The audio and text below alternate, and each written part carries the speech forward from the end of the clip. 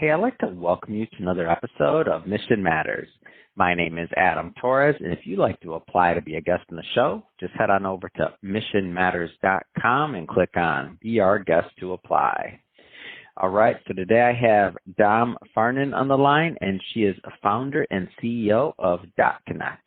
Dom, welcome to the show. Hi, Adam. Thanks for having me. All right, Dom. So a lot of business owners and executives watch this show, and they're looking for ideas, they're looking for insight, and they're looking to, benefit from the expertise of those that are out there making a difference. And the topic that was brought today, it's awesome. So how companies can attract and retain world-class talent. So excited to dive into that with you and all the great work that you're doing at Dot Connect. But before we do that, we'll start this episode the way that we start them all, with our Mission Matters Minute. So, Dom, we at Mission Matters, we amplify stories for entrepreneurs, executives, and experts. That's our mission. Dom, what mission matters to you? Great question. The mission that matters to me right now at this point and where I'm at in my life and my career is really just bringing consciousness to corporate and changing the way that hiring and onboarding of talent is being done at scale. And so this really dawned on me on a recent trip that I got back from to Antarctica.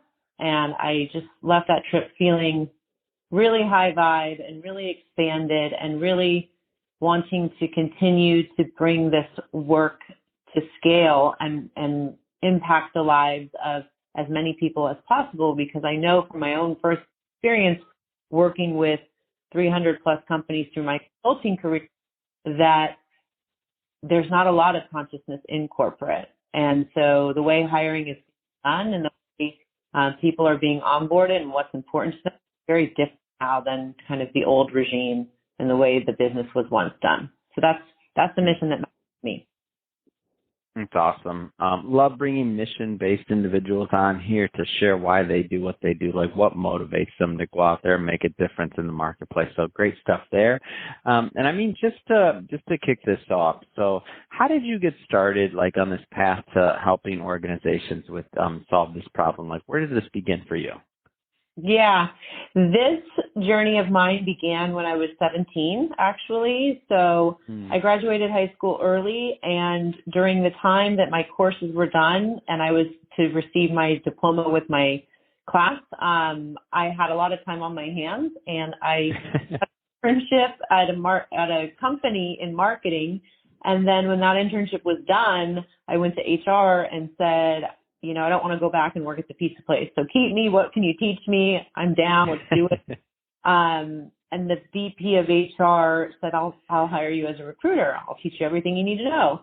And so I started my recruiting career really, really young and early. And it's honestly the only thing I've ever done for the last 20 years. Wow. What an amazing story. So you literally grew up in the industry.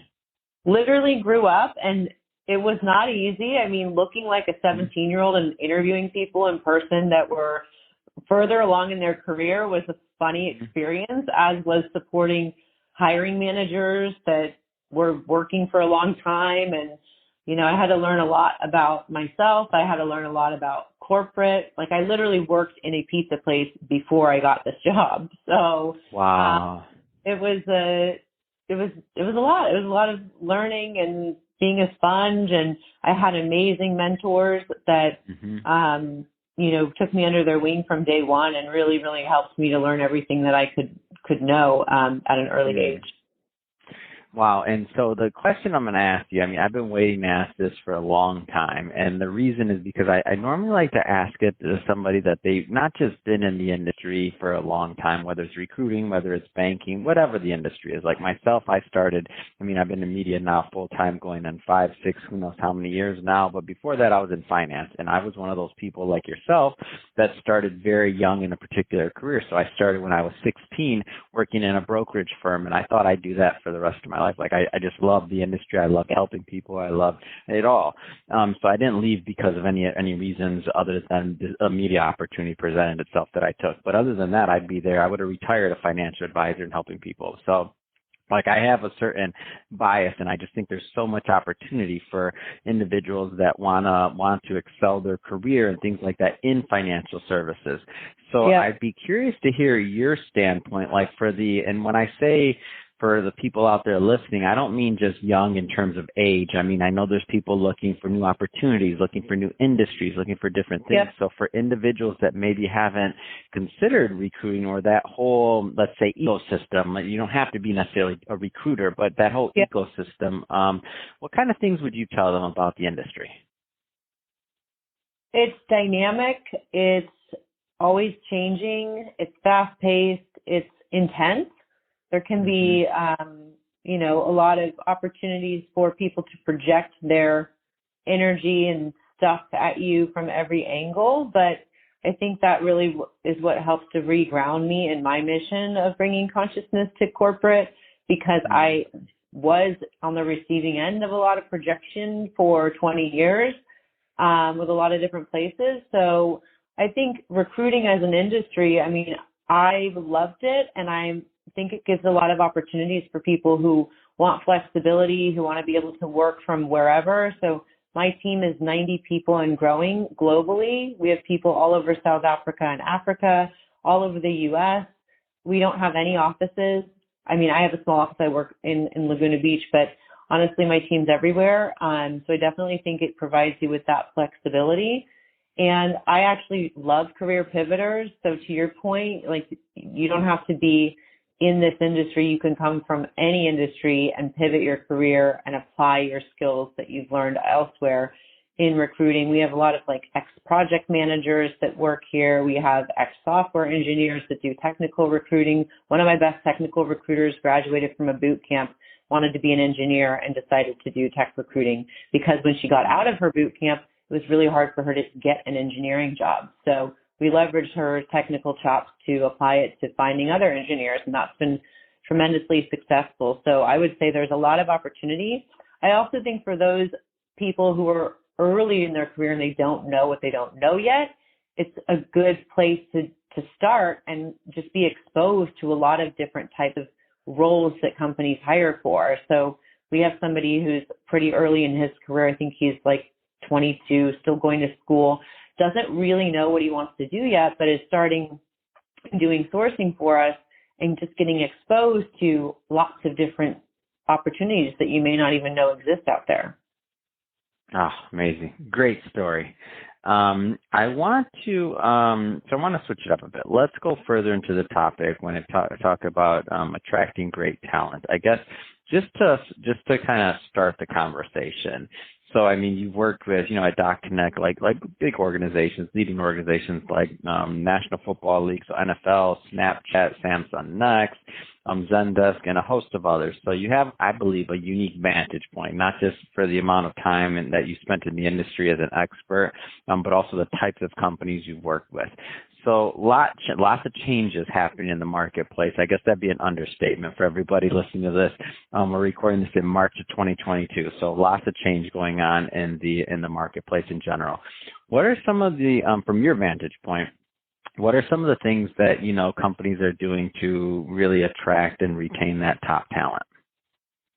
Yeah, I think some of the more progressive companies that I'm seeing in terms of attraction is really meeting candidates where they're at and talking about things that are important to the talent that you're trying to attract first and foremost. And so when you think about your job descriptions, even like most job descriptions are super boring, as are most resumes, right? But if you were to reimagine that experience of creating a job description that actually highlights and focuses more on the candidate and what they get out of the role instead of what they're going to do for the company, it might open a whole other opportunity and interest from different talent. So I think about it, and even how I'm writing now about what talent will receive from me as a leader and from my company, it's not, you're going to do all these tasks for me and then I'm going to pay you.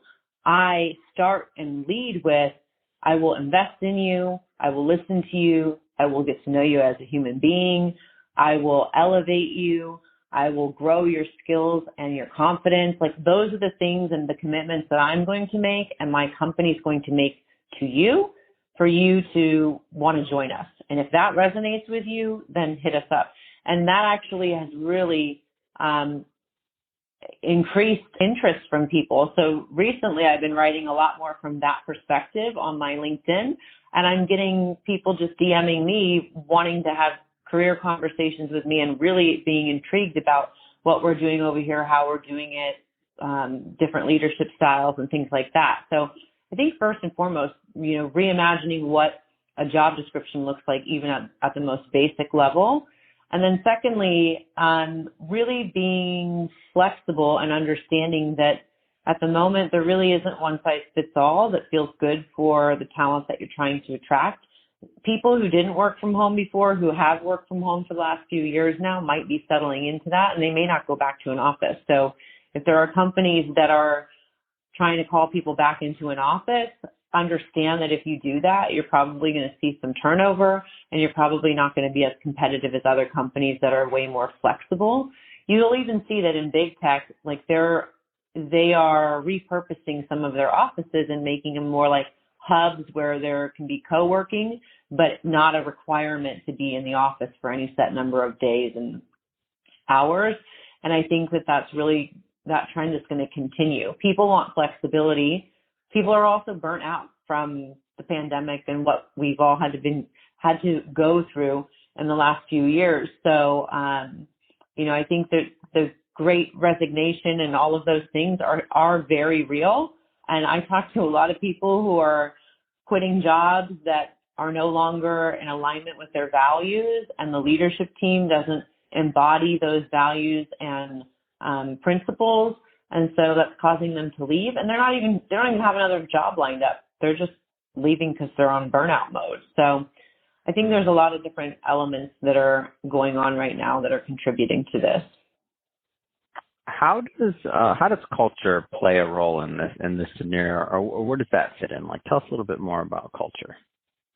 Yeah, I think culture is wildly important. I think it's the number one important thing. And as a CEO and as a leader and even my leadership team, it's 90% of what we focus on. You have to really be intentional about the culture, because if you're not intentional about it, it's going to just create itself, and it may not be in service to your values and the vivid vision that you have, or what you're trying to call forward. So I think it's really important to start with, what are your values, and then really make sure that your team knows that, and the people that you hire understand that, and your interview process is in service to that. So your questions that you need to be asking candidates should be aligned with those values and principles and behaviors that you're trying to gauge and that you want to see on your team. But, culture just doesn't happen. You have to be intentional about it. So an example of that and an intentionality for our company is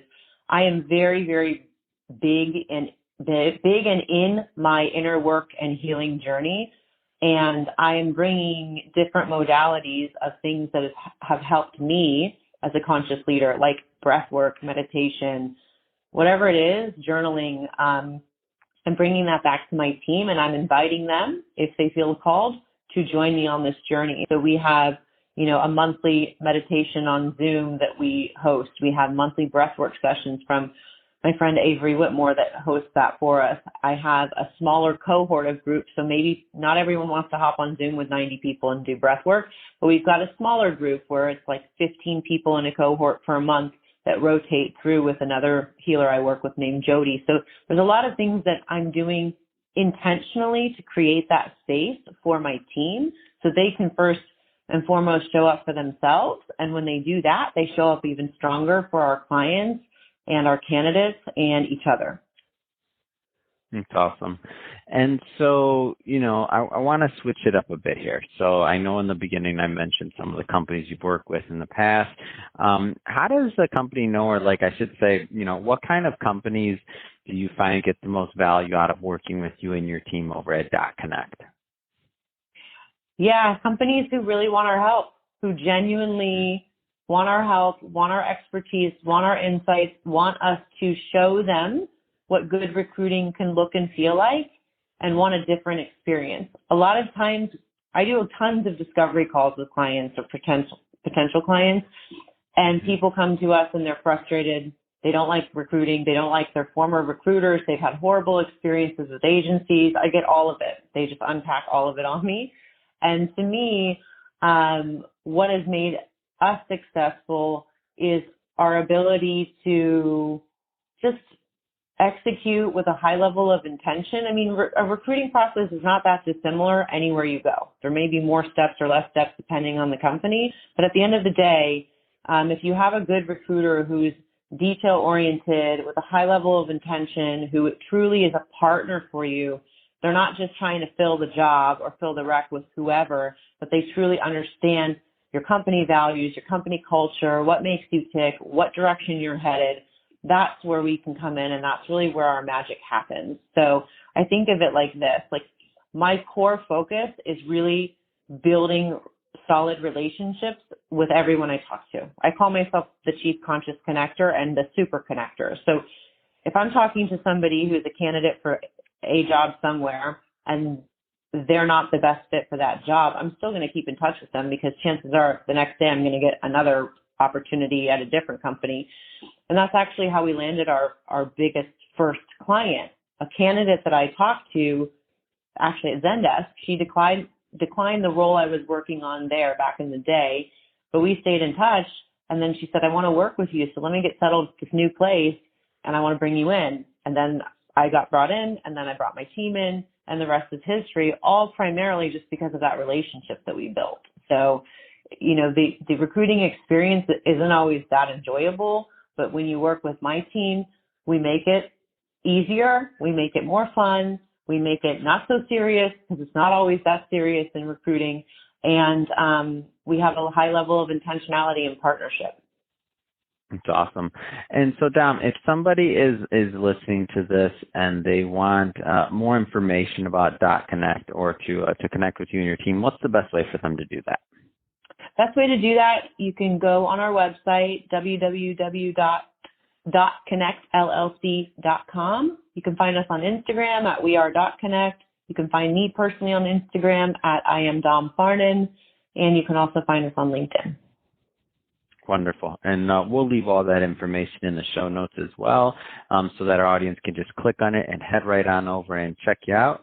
And speaking of the audience, if this is your first time with Mission Matters, we're a platform that's all about bringing on entrepreneurs, executives, and experts and having them share their mission. Like, why do they do what they do? Like, what gets them up in the morning and, like, fired up to go out there into the marketplace and to make a difference? If that's the type of content that sounds interesting or inspiring to you, we definitely welcome you to hit that subscribe button, because we have many, many more mission-based individuals coming up on the line, and we don't want you to miss a thing. And Dom, really, it's been a pleasure having you on the show. Wishing you much more continued success. And again, thank you for coming on.